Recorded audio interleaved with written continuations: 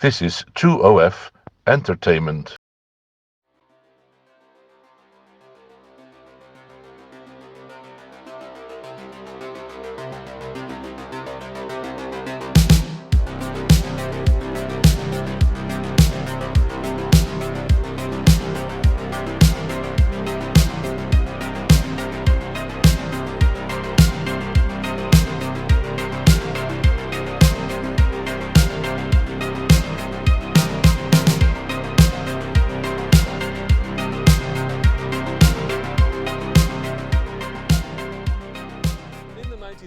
We all wanted a hot hatch and we wanted a GTI, and there were two GTIs that were sitting at the top of the desirability ladder, if you like.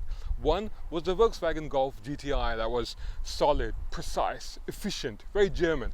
And then there was the upstart, feisty, fun and French, the Peugeot 205 GTI.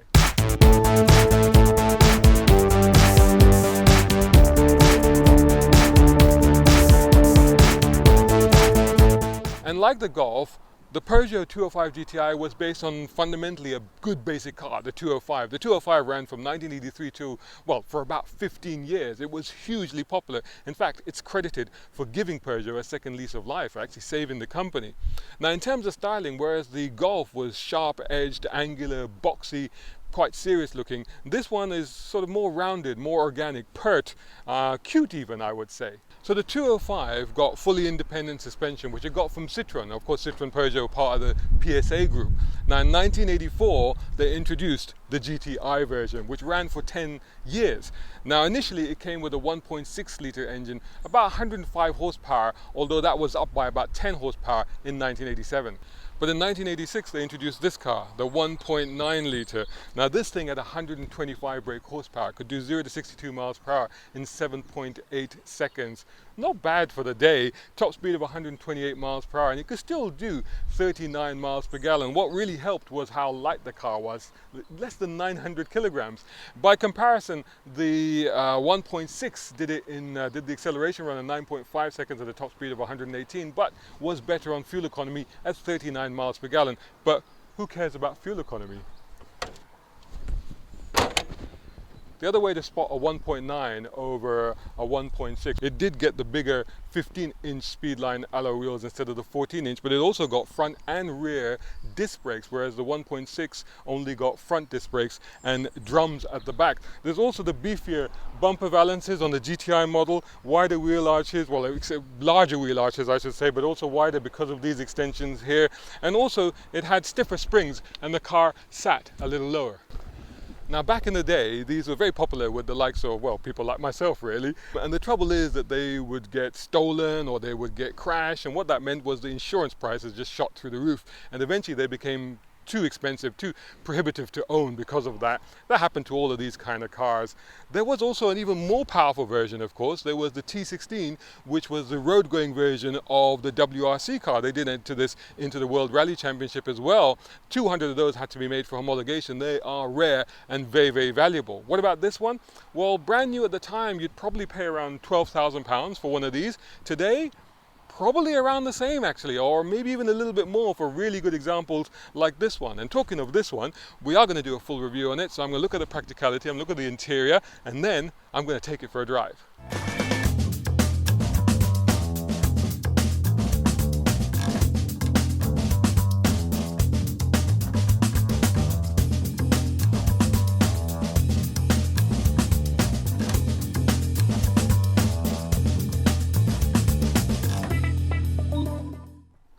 The great thing about these cars, although they are small cars, but because of the packaging, there's a surprising amount of room on the inside. So on this one in particular, check that out. That's actually a massive boot for a car of this type. I mean, you could probably put two of those larger suitcases that you would take to on an airplane journey. You could fit those in there, no problem at all. And if you needed more room, you've got split folding rear seats, a 50-50 split folding seats. You could fold those down, give yourself a little bit more room. There's nothing, of course, underneath here, but there are two bolts over here. What are the bolts for? Well, because if you open them up, you release the spare tire, which actually sits underneath the car. Where is the tool for that? The tool for that is actually kept in the engine bay. So not bad at all practicality-wise in terms of rear cargo space. Can I, 6'2" with long legs, get into the back? Let's find out. There's a little lever here, which you just lift. The whole seat lifts. That's really handy. I mean, it gives you actually quite a lot of room to actually get in here. And it's easy for me to get in here, and I'm also quite comfortable now. But what if I put the seat back? Now, the seat obviously is set for my driving position. 6'2" with long legs. 6'2" with long legs in the back. That's not bad. I've actually got room here. There's room behind the seat. And these are bucket seats.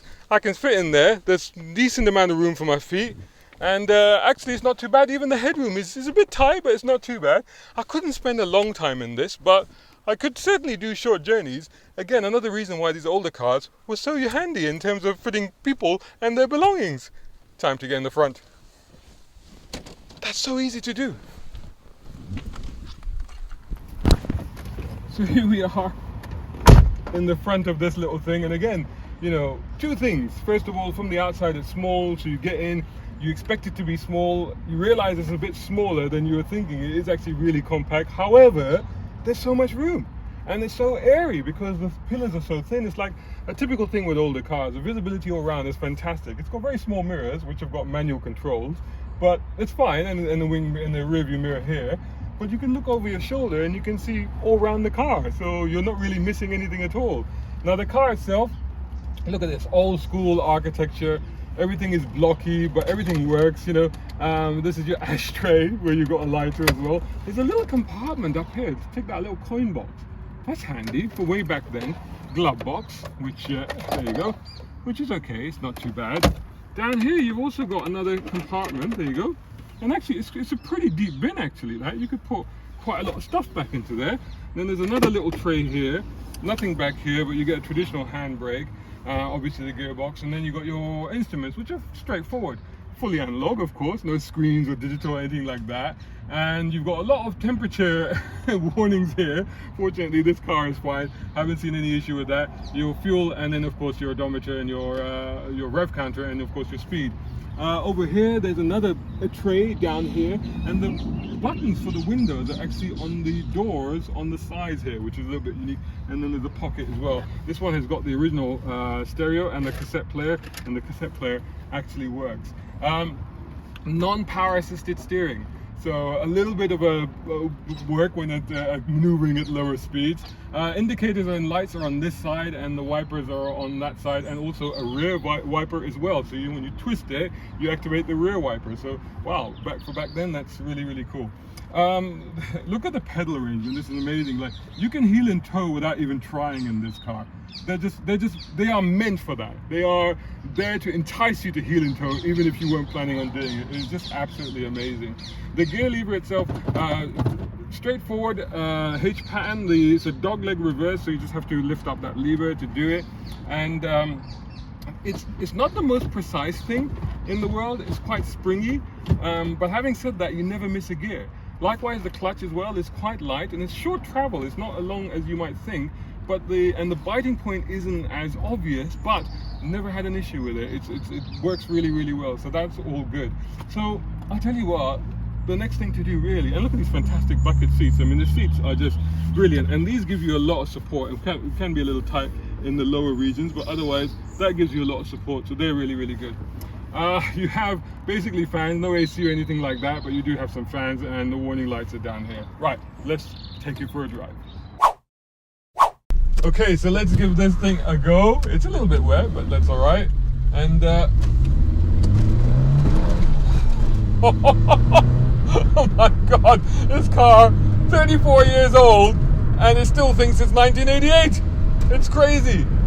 Fizzy engine wants to rev, that's for sure. Work up to the gears so easy. The gears are very light. I'll tell you what, the heel and toe on this car, the pedals, like, even if you don't want to heel and toe, you can heel and toe in this car. I have never driven a car where it's so easy to heel and toe, honestly. But the car, the tractability in any gear at the moment, I mean, this is not a heavy car. There's not a lot of power, but you don't need a lot of power. Look at this. And oh, the grip is amazing on this thing. Actually, you can see why it was a rally car. And you think that they talk about in a lift off oversteer or understeer. I mean, I'm not sensing, even in this wet weather with very slippery road conditions, I'm getting a lot of confidence. You're getting a lot of feedback to the steering wheel, that's for sure. And it's very accurate. I mean, look at this. It's very accurate. It's very responsive. You're getting a lot of feel. It's very planted. You can see why people would hoon along back roads in these things, because you would get so much confidence in the way that the car is talking to you and what you're getting from it. And there's plenty of performance, but the reality is, I'm still doing only less than 50 miles per hour. 60. Look at that. That's had it. This is a 60 mile per hour road. I'm going, as fast as I want to, but I'm still actually only doing 50 miles an hour. And that's the thing with the car. That's the thing with these old cars as well, is that you can have so much fun. Oh, and still it's just spinning the wheels. But the thing is, like, you can feel what it's doing. There's a tramline shunt is happening, but you can feel what's going on. You can feel what the car is doing. You can feel the grip is still there. It's not losing anything or whatever. My God, this is fun, even in these terrible conditions that we're in right now. And it's still hilarious. And it takes me back. I'm transported back to the 1980s and cars like this where you could hoon them. You could feel every aspect of them. There's no electronics at work here. Look at this. Oh, brakes are good. I mean, remember, this one had 4-wheel disc brakes.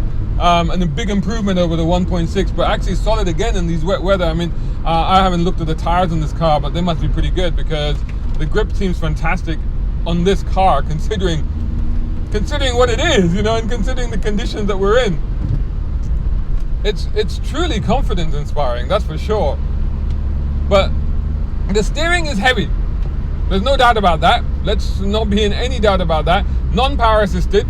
And at lower speeds, I mean, you really want to be moving before you try to maneuver this thing, because the steering is heavy. You don't want to be doing what a lot of people are used to doing now, which is actually turning the steering before they move. This is old school. Move the car, then turn the steering wheel. But having said that, at lower speeds, it may be a little, well, it's a good bit of a workout, let's be honest. But at these sort of speeds, it's perfect. It's beautifully weighted. It's exactly what you want. There's enough resistance in the steering, but there's also feedback. You can feel what's going on. And it's giving you a lot of confidence. And even in these conditions, it's just amazing. I keep saying that, but I'm just really surprised. I thought this car, again, by reputation, you read about, lift off over, it's so beautiful how you can do that. You turn in, look at that. And yeah, you can actually steer it on the throttle, but it's not like, you read about this car. I've never driven one of these before, and you read about them, about the lift off oversteer and stuff like that.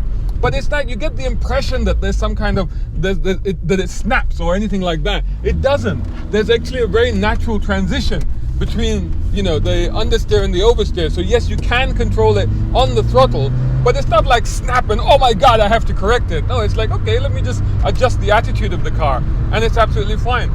We are now on the bumpiest road I know. And one of the great things about these old cars is that, nowadays there has to be such a compromise between dynamic ability and the ride setup, the comfort setup. But these cars, they're simpler, and actually the independent suspension, I said they're simpler, but actually this was very sophisticated for its time. But having said that, the compromise is much better. So this road right now that I'm on is one of the bumpiest and worst roads that I know. It gets worse up ahead, but even so far, it's been absolutely fine. The fact is that this is a light car, so the suspension is set up in such a way that, look at this, I can just go turn in and then power on, and I can just judge exactly how much power I then need. It's brilliant. So this is the bit that's really bumpy. You can see me moving around, you can see the car moving around, but having said that, it's not jarring, it's not jolting, it's not rearranging my spine, it's not doing anything like that. It's actually quite well damped. Yes, there is movement, but it's damped movement. So, it's really, really very good. So, oh man, I tell you, it is, you can see why people just used to fall in love with this car the moment they drove it, because it's a frisky little thing. It's a frisky little thing, but it wants to have fun. And the great thing is that you're having fun. You're not going that quickly. You really aren't going that quickly. It's all in control. It's all, there's nothing here to alarm or scare anybody, put it that way. Good thing on this particular car, the wiper blades are pretty good. So even though it's raining, and you can see the wipers are working very well. It's got rear wipers. So you just turn this thing, it's got rear wipers, it's got demisters. And what more do you need? I mean, it isn't the greatest stereo in the world, but it's alright. It's got a radio player. I mean, do you really need that? You could always swap that out, change the speakers. That's what you used to do back in the day, right? What else? The seat is actually really body hugging. It's actually really tight here, and the bolsters on the side here. This is a real bulky seat, a real bucket seat, you know, and it really holds you in. So if you're a little bit ample of behind, then you might find it a little bit tight. For me, it's okay. It's not too bad. But it does hold you in, which is, of course, what you want, right? But it's very comfortable. You can adjust the seat. I've got it quite upright. I like it like that in a hot hatch like this. I feel that that's how it should be. But it's very good. Visibility all around is unbelievable. I mean, literally, like, this is the old car. This is a great thing about old cars, is that you can just look around, you see everything around you. And it feels, the main thing, the thing I should have said right at the beginning, is that when you get into this car, it reminds you how small they are, the old cars, you know, because it feels really, really compact inside. So again, in a wet roundabout, on throttle, off throttle, turn in, not an issue at all. And doesn't do anything untoward or alarming or terrifying or anything like that. It's built up a little bit of speed on this bit now, and again, I mean, I had it on the motorway, drove it down the motorway, it was absolutely fine. Of course, a bit of road roar, of course, a bit of wind noise, but, you know, not too many rattles. And here's the other thing, here's the other misperception I've always had about these cars, because they've been described as, you know, very delicate, like tin construction. They've been, you know, not the most solid of build quality. I have to disagree.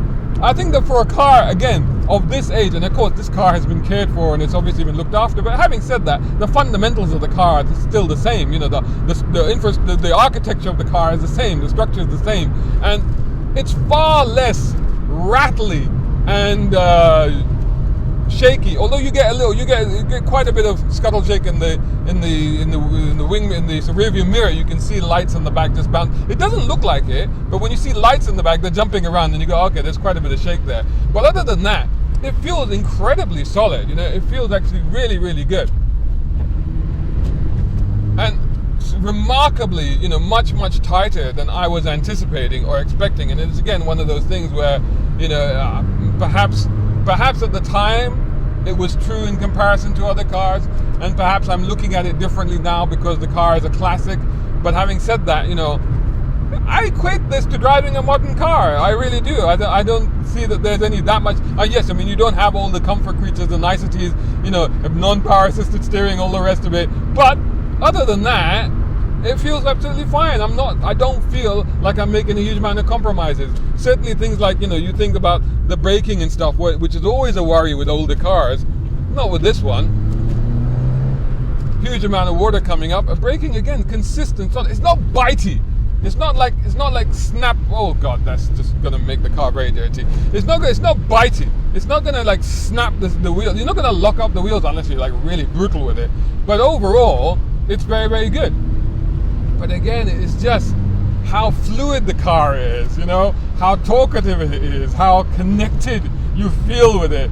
It's just fantastic, and really you can see why this car was such an icon and such a hit back in the day, you know, and why people loved it so much. Oh man, it's just it's fantastic. It is everything that people say plus more, and also I would actually dispute some of the downsides that people claimed about this car. I'd actually now dispute some of those things, because I think that you know, it's not a snappy car. It's not something that you need to worry about when you're driving, and also it doesn't feel as light and, you know, delicate or fragile as I was led to believe. It actually feels pretty good, pretty strong. This particular car, not bad at all. There's a little bit of an idling issue, so sometimes it cuts out. Like now, you can just start to feel it starting to bounce off the rev counter, and it starts to feel like it wants to cut out. Sometimes it does, but other than that, it's absolutely fine.